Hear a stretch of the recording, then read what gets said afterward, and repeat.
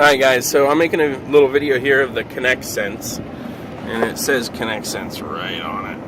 But this ConnectSense here, it's got 4 AA batteries in it in case the power goes out or whatever. But it's got a USB cord I just have plugged into the van. The outlet's always on, so it's always powered. And then it connects to your Wi-Fi. You have to set up with your computer, which isn't very hard. And then there's a sensor that plugs in here, and I just kind of have it hooked up for right now. Like, I gotta do some more stuff in here, but the cord goes down through here, goes over here, and then I just have the sensor actually sitting on top of the waste tank, but it's close enough to the heat exchanger that's, you know, I'm happy with it just sitting there.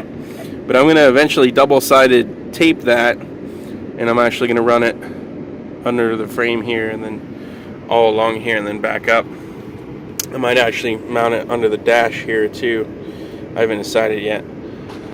But yeah, so that is the ConnectSense, and it works fantastic because I have it set up to give me a report every 5 minutes. That way I know, pretty close. It will report every minute if you wanted to, but I just have it every 5 minutes because I'm crazy like that. You can log on your phone to connectsense.com and then put in your password and stuff, and it'll tell you exactly what it is, tell you the humidity in the van. And then I've been double checking this sensor with another sensor that is currently in the van. Oh, it's actually right in here. It's in my toe here. But just one of them all-weather sensors, and they're about the same height because this actually sits right here where my jacket is. But so that's there, and they're always within like 2 to 3 degrees. Granted, one's from Walmart and one was $100. So, but yeah, and then I just have it powered off of a USB plug-in. The USB for the van doesn't stay active when the van's off, but the power ports stay active, so I just have it plugged in. Yeah, and it doesn't really draw any power per se. Real low power. I mean, it runs on AA's, and I've had this thing for a couple months now. So either way, that's my little bit of feedback on that. So if you guys are, if you're like me and you really want to make sure that your equipment is, not gonna freeze or have a chance to freeze, or worry about being on vacation or being away from home or whatever for an extended period of time, you can always make sure your stuff stays, above freezing this way, and just make sure that somebody can come over and start the van. Because that's pretty much what I do. I keep a full tank of gas in the van at all times when it's back here at the house. We fill up on the way back, and that way if we need to let the van sit and run for hours to keep it from freezing, if there's a power outage or something, then we can do that. One of the guys said, what if you have a power outage? Well, I have it set up so that it will contact me if it goes offline.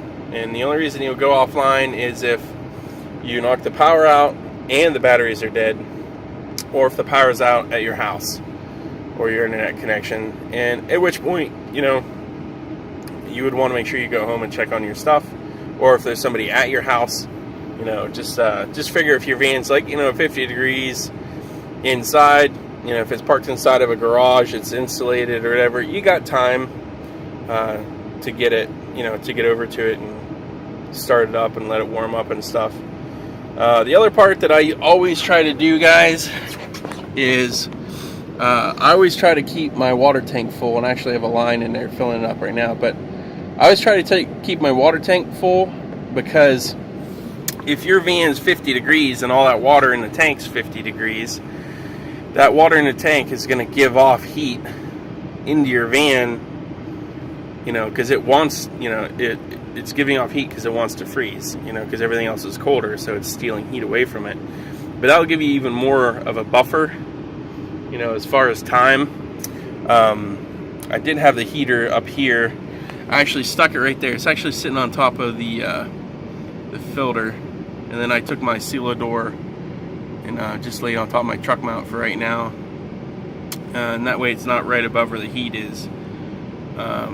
and then there's some carbon fiber poles up there that I use for some other stuff. But that's just where I got my heater sitting for right now, and then I just plug it in at night. Obviously I got insulation. I got insulation everywhere in here. But it's parked in an insulated garage anyways, and it doesn't really dip down too bad. But that is my update on the ConnectSense, and you know what all is going on with that. I really like it so far. It kind of takes my paranoia away. So I know with my Rage, I was always, you know, very concerned about it freezing. The other part is the Pro sits on the waste tank, so it's not actually sitting on the floor like my Rage, like my slide-in, you know, like people's slide-ins and stuff. So it takes a little bit longer for me to worry about everything freezing. But yeah. So guys, I hope that really helped. And if you got any questions, you know, shoot me an email, PM, or give me a jingle. All right, talk to you later.